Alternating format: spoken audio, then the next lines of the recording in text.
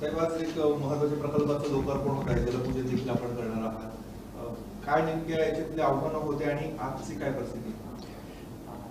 असं आहे की मी ज्या वेळेला 2004ला या येवला तालुक्यामध्ये येवला लासलगावमध्ये लोकांनी मला निवडून दिलं आणि मी इथले प्रश्नाचा अभ्यास करायला सुरुवात केली, त्यावेळेला माझ्या असं लक्षात आलं की काही भागामध्ये तर पाण्याची व्यवस्था आहे ठीक, परंतु हा जो पूर्व भाग आम्ही ज्याला म्हणतो तिथे पाऊस वगैरे फारच कमी, म्हणजे अख्खा येवला तालुकाच तसा पावसाच्या दृष्टीने दुर्भिक्ष असलेला आणि तिकडे कुठल्याही प्रकारची जे पाण्याची सोय नाही. आणि 55 वर्षापूर्वी काहीतरी त्यावेळेचे जे आमचे आमदार होते जनार्दन पाटील कैलासवासी, 1972 साली जो दुष्काळ पडला त्या दुष्काळामध्ये त्यावेळच्या लोकांनी रोजगार हमी योजनेद्वारे जो आहे एक कालवा तयार केला, डोंगरगावपासून तर पुणेगावपर्यंत जवळजवळ 160 किलोमीटरचा. आणि त्याच्या पाठीमागे हेतू हा होता की पुणेगावचं पाणी जे आहे ज्यावेळेला ओव्हरफ्लो होईल त्यावेळेला ते आपल्याकडे येईल आणि मग आपण त्यातून आपले बंधारे भरून घ्यायचं आणि पाणी आपलं उपलब्ध होईल. परंतु रोजगार हमी योजनेखाली तो असल्यामुळे तो ज्या पद्धतीने पाहिजे त्या पद्धतीने तो बांधलेला नव्हता. परत पुणेगाव काही ओव्हरफ्लो जरी झालं तरी काही पुढे पाणी कधी सरकतच नव्हतं. त्यामुळे तो कालवा जवळजवळ 40 वर्ष जे आहे हा संपूर्ण बुजल्यासारखाच होता. म्हणजे सकाळी एका माणसासाठी वापरत होते खरं म्हणजे. आणि मग मी विचार केला की ज्या अर्थी त्यांनी अभ्यास काहीतरी केलेला असेल तर आपण हे करायला पाहिजे, बघूया आपण. आणि मग सुरुवातीला मी हा कालवा तयार करण्याचं काम केलं, बरोबर कालवा व्यवस्थित जरा करून घेतला.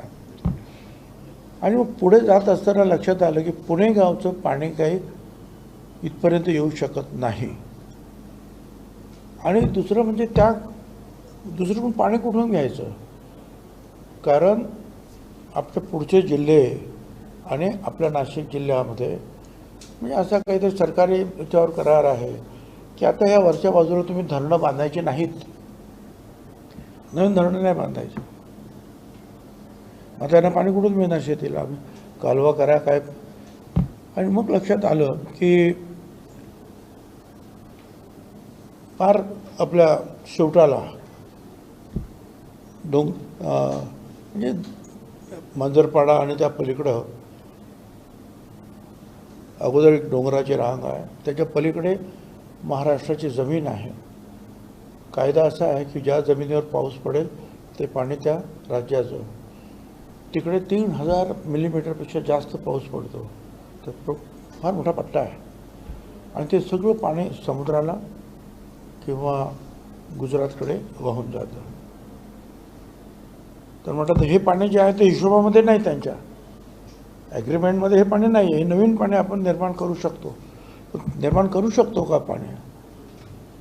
मग त्यावेळेला मी झिरवळ आणि आम्ही त्यांना खूप फिरलो मी तिकडे की काय करता येईल आपल्याला याच्यासाठी. आणि मग लक्षात आलं की जे पाणी जे तिकडे चाललेलं आहे ते फक्त आपण अडवूया. पण अडवूया त्याच्यासाठी मोठे मोठे बंधारे बांधले, जवळ 12-13 असे बंधारे बांधले मोठे. आणि ते पाणी अडवायचं. पाणी अडवलं पण ते इकडे कसं येणार, कारण डोंगराची रांग इथे आहे. मग एका डोंगराला तो 11 किलोमीटर मोठा बोगदा तयार केला. तो 2 ट्रक जाईल एवढा मोठा बोगदा आहे तो. आणि दुसरा आणखीन एक डोंगराला सुद्धा 1.5 किलोमीटर बोगदा. आणि मग ते पाणी जे आहे आम्ही तिकडून इकडे वळवलं, ते पुणेगावमध्ये आणलं आणि पुणेगावमधून सोडलं. मग पुढे लक्षात आलं की पाणी तर आलं, परंतु ते आमच्या येवल्याच्या फक्त सुरुवातीच्या गावातच आलं, पुढे काही ते पाणी आलं नाही. याचं कारण परत शोधलं. याचं कारण असं होतं की काही काही ठिकाणी हा कालवा जो केला होता आम्ही सुद्धा, आमच्या काळातसुद्धा त्यावेळच्या लोकांनी तो आणखी व्यवस्थित करणं गरजेचं होतं. कुठे दगडवरती आलेलं होता थांबत होतं, त्यावेळेला पाणी सोडलं तर कुठे तो कालवा फुटला आणि त्यामुळे पाणी बंद करावं लागलं. काही ठिकाणी ते एवढं झिरपलं पाणी की शेतकरी मध्ये आले आणि त्याच्यात आमच्या जमिनी उपळल्या, तुम्ही ताबडतोब बंद करा पाणी. मग आता काय करणार? आणि मग पुन्हा असं ठरवलं की आता याला आपण सिमेंटचं लाईनिंग करून टाकूया, सिमेंटचं कोटिंग करायला पाहिजे. मग आम्ही 160 किलोमीटरला सिमेंटचं कोटिंग करायचं ठरवलं. आणि मग 3-4 वर्षापासून मी त्याच्या पाठीमागे होतो. आणि मग ते 2 एजन्सीज लागल्या. त्यांना 1.5 वर्षाचा मुदत आहे, परंतु त्यांनी 6 महिन्यामध्येच आम्ही त्यांच्या पाठीमागे लागून जवळजवळ 85% काम करून घेतलं. आणि मग पाणी आम्ही ते सोडलं. आणि मग ते पाणी जे आहे तो नेमकं काल फार कमी वेळामध्ये कम्पॅरेटिव्हली ते 160 किलोमीटरचा जो आमचा डोंगरगाव एरिया आहे त्या ठिकाणी काल संध्याकाळी ते पाणी पोचलं. आणि जवळपास तिथला जो बंधारा म्हणा किंवा छोटा तलाव म्हणा तो भरण्याचं काम झालं. आता हे करत असताना खूप अडचणी आल्या. वेगवेगळ्या सरकारं बदलली. मध्ये जलसंपदाची जेवढे काही कामं होती त्याच्या इन्क्वायरी सुरू झाल्या होत्या. परत त्याच्यातही आमचं काम कारण नसताना अडकलं. ते 2-4 वर्ष गेले. 2 वर्ष 2.5 वर्ष आम्ही अडचणीत होतो, आम्ही इथे नव्हतो. 2 वर्ष करोनामध्ये गेली. अशा अनेक अडचणी सतत येत गेल्या. काही वेळेला शेतकऱ्यांनी अडवलं. आणि मग हे अडचणीला तोंड देत देत देत देत जे आहे आज मला असं वाटतं की 17 वर्षाचे माझे हे प्रयत्न असतील. हां, आणि एक झालं की एक झालं की एक. आणि ते शेवटी ते पाणी आता सगळ्यांना दिसतं आहे. आणि लोक सकाळी 4 वाजता 3 वाजतासुद्धा महिला आरती करत आहेत त्या पाण्याची, काय ओवाळत आहेत वगैरे, आनंद प्रदर्शित करत आहेत. त्यामुळे मला आनंद वाटला की या लोकांचा, यांच्या वाडवडिलांनी, आजोबा पंजोबांनी बघितलेलं स्वप्न जे आहे आपण पूर्ण करू शकलेलो आहे. तर अर्थात मी मगाशी सांगितलं की अनेक माझे ड्रीम प्रोजेक्ट ज्याला मी म्हणेन किंवा हे पूर्ण करायचे. मग नाशिकचा तुमचा नाशिक मुंबई रस्ता आणि फ्लायओव्हर असेल, एअरपोर्ट असेल, तुमचं पोर्ट क्लब असेल, फ्युनिक्युलर ट्रॉली असेल, रस्ते असतील, नाशिक पुणे नाशिक त्र्यंबकेश्वर वगैरे वगैरे वगैरे, मंदिर वगैरे, दिल्लीमध्ये महाराष्ट्र सदन असेल. तर हे असे इथेसुद्धा अनेक काही प्रोजेक्ट जे आहेत माझ्या ड्रीम प्रोजेक्ट ज्याला मी म्हणेन त्यातला हा एक मोठा प्रोजेक्ट होता की ज्याच्यामुळे त्या भागातील जेवढी गावं आहेत त्या लोकांचं जे आहे राहणीमान, त्यांची आर्थिक परिस्थिती जी आहे ही सुधारणार आहे आणि स्वप्न पूर्ण होणार आहे. आणि ते अतिशय महत्त्वाचं आहे कारण त्याने लोकांची भूक भागणार आहे, 2 पैसे त्यांच्या हातात मिळणार आहेत. त्यामुळे ते इथला शेतकऱ्यांच्या हातात पैसे आले की ते खर्च करतात. म्हणजे इथली जे दुकानदारी, मार्केटिंग हे सुद्धा आपोआपच वाढणार आहे. म्हणजे सगळ्याच प्रकारचा याला आर्थिक व्यवस्थेला चालना भेटणारं हे काम आहे. आणि मी अनेक वर्ष सांगतो आहे की त्या भागामध्ये मला वाटतं चितळी कमिशन आणि त्यांनी 55 TMC पाणी सांगितलेलं आहे. आणि जळगावच्या इथे 110 TMC पाणी तापी नदीतून आपल्याला जे मिळालं त्यातले 11 TMC पाणी मला वाटतं आपण फक्त अडवू शकलो. 99 TMC पाणी गुजरातच्या उकाई धरणामध्ये जातं आणि हे सुद्धा 55 TMC पाणी असं इकडे तिकडे. त्याचा हा अतिशय छोटा पार्ट आहे. हा अतिशय म्हणजे 1% सुद्धा म्हणता येणार नाही असा हा पार्ट आहे माझा. पण तो एक पायलट प्रोजेक्ट म्हणून जो आहे यशस्वी झालेला आहे. आणि मी आज मी मध्ये एकदा वेळमध्ये सुद्धा बसलो होतो विरोधी पक्षात असताना की तुम्ही का करत नाही. मला वाटतं तेलंगणामध्ये कलमेश्वर त्यांनी 700 मीटर पाणी उचललं, कितीतरी पंप लावले आपल्या ह्याच गोदावरी नदीवर आणि 1.25 लाख एकर जमीन भिजवली आहे. आपल्याला कुठे 300-200 असे पाणी उचलायचं, कुठे डोंगरांना आता आपल्याकडे तर ते टनेल करणाऱ्या मशीन्स आल्या. हे आम्ही जे काही डोंगर जे पोखरले ते तर मॅन्युअली काम केलेलं आहे. त्यावेळेला मशीन होत्या माझ्याकडे. आता मशीन झालेले आहेत मुंबईमध्ये टनेलवर काम करणारे. तर ते पाणी जे आहे हे सगळं जर उचललं आणलं तर नाशिक पण अख्खा मराठवाडा जो आहे त्याचा पाण्याचा प्रश्न सुटणार आहे.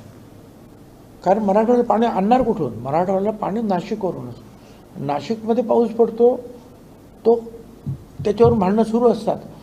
पण हे जवळजवळ 155 म्हणा का 100 TMC म्हणा काही म्हणा, हे सगळं पाणी आणलं जर इकडे आणि ते जर पाठवलं तर मला असं वाटतं मराठवाड्याचा सुद्धा प्रश्न मिटेल.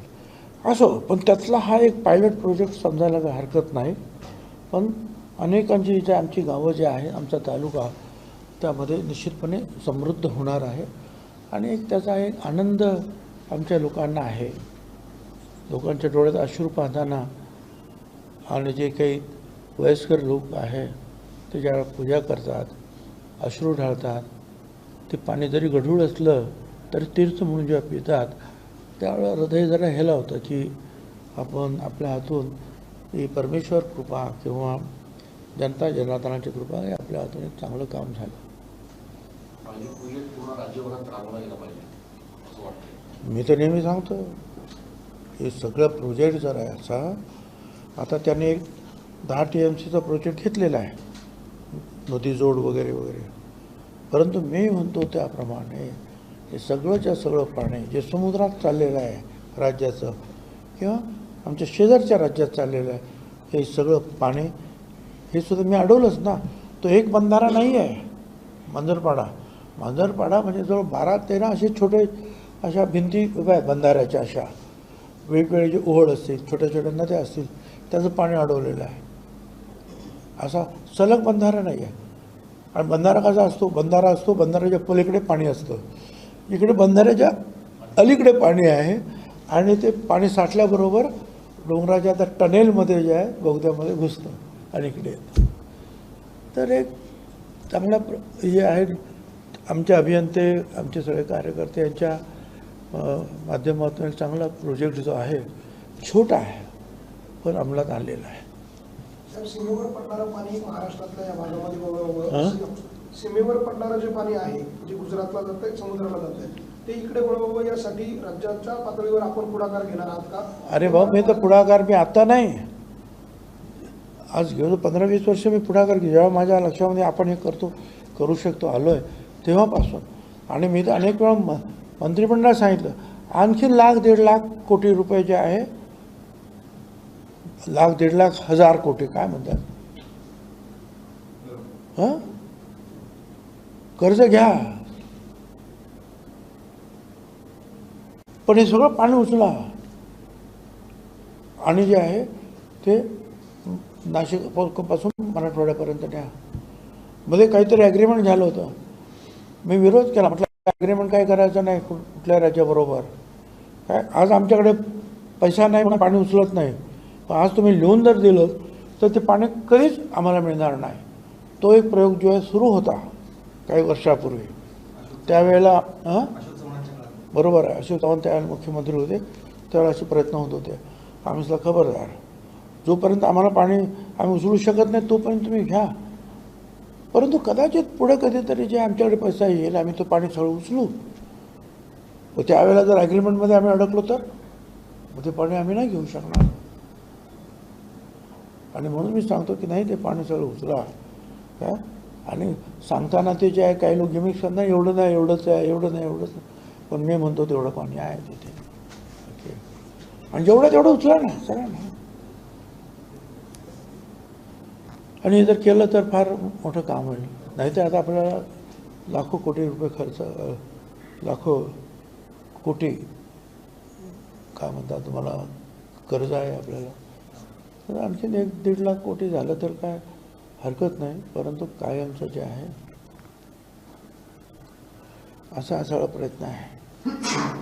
सर, म्हणजे नारपार आणि गिरणा प्रकल्पामुळे जळगाव आणि नाशिक जिल्ह्यातले जवळपास 60,000 हेक्टरच्या आसपास जमीन सुजलाम होणार आहे.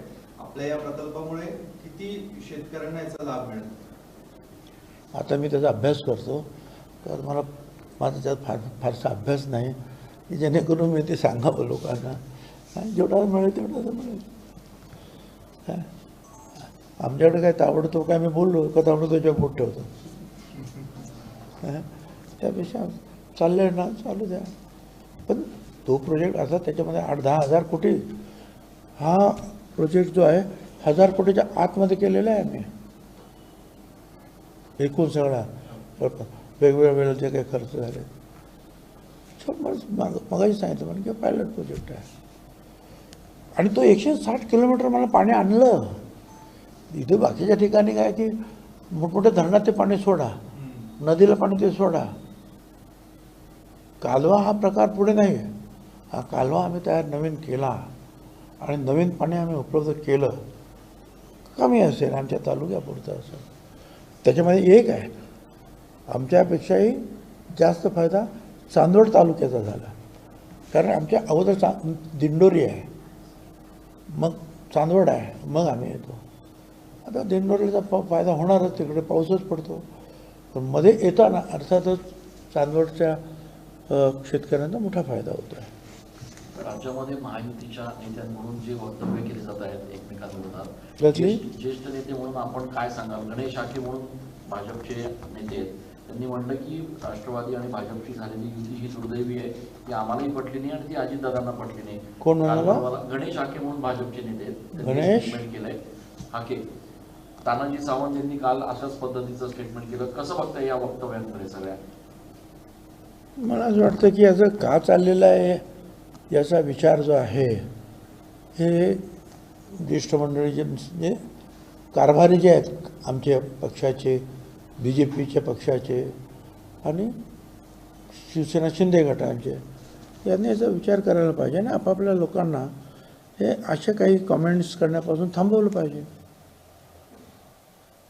आता याच्यापासून ते सांगतात की या कॉमेंट्सचा आमचा संबंध नाही, हे जे बोलले त्याचा आमचा पक्षाचा संबंध नाही, परंतु त्याच्यामुळे मनं दुखावली जातात आणि तेही निवडणुकीच्या वेळेला आपलं एकसंध आहोत हे राज्याच्या लोकांना दाखवणं गरजेचं आहे. अशा वेळेला आपसामध्ये ही भांडणाची जे मजा हे विरोधी पक्ष घेणार आणि त्याचं नुकसान जे आहे हे महायुतीला पूर्णपणे होतं, एकाच पक्षाला नाही होणार, सगळ्यांना होणार. त्यामुळे काय करायचं ते त्यांनी जे आहे ठरवून जे आहे या संदर्भातल्या सूचना ज्या आहेत सगळ्यांना देणं हे आवश्यक आहे असं मला वाटतं. आणि सगळ्याच कार्यकर्त्यांनी आणि नेत्यांनी जे आहे आपापल्या मतदारसंघाकडे आपापल्या पक्षवाढीकडे लक्ष द्यावं. दुसरं काय कर्ज वगैरे त्याच्याकडे जरा कमी बघावं. काल मोदी होते महाराष्ट्रामध्ये, पालघरच्या कार्यक्रमामध्ये जी दुर्घटना घडली मालवणमध्ये त्यांनी त्याची माफी मागितली.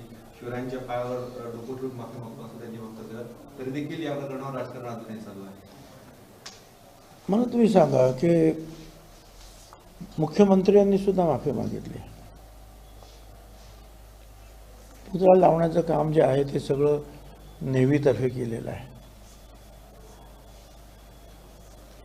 आता हे ठीक आहे की मग नेव्ही पंतप्रधानाच्या अंडर येते म्हणून पंतप्रधानांनी सुद्धा माफी मागितली.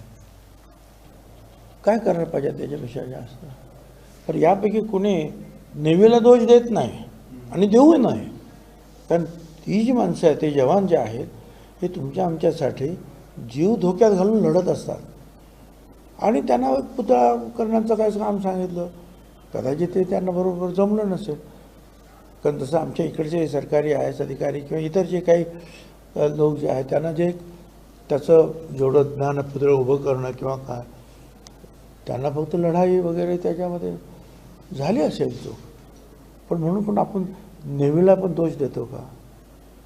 बरं चूक झाली त्यांची तर मग त्याबद्दल जे आहे माफी मागितलं. आणखी काय करायला पाहिजे हे त्यांनीच सांगावं. आता किंवा काय करायला पाहिजे?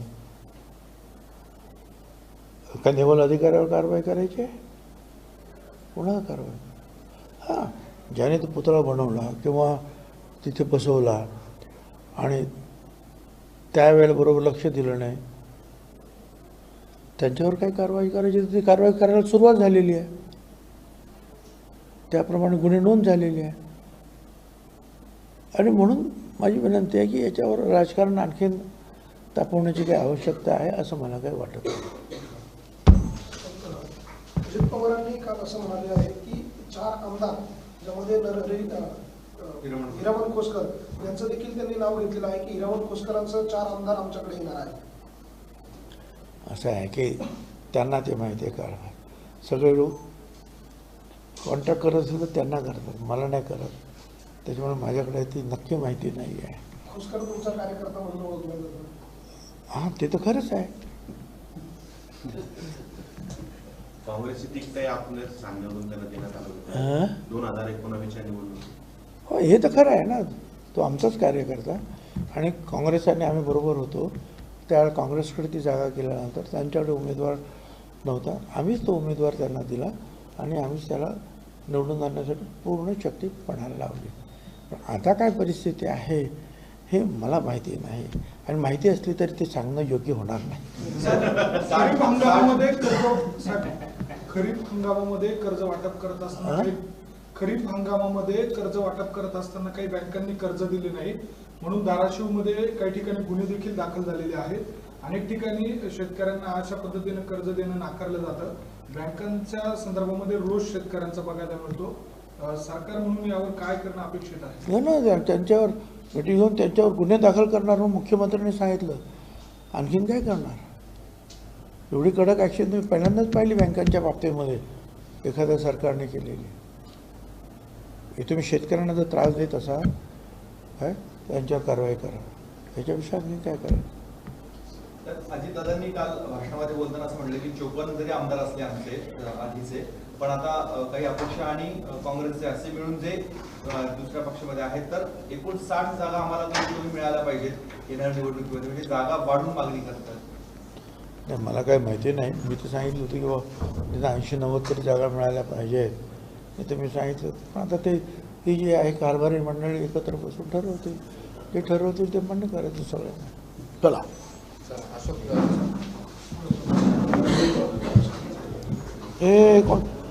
हे कोणाच्याच पगार आहे याचं त्याचं हे कोणाकोणाचं आहे?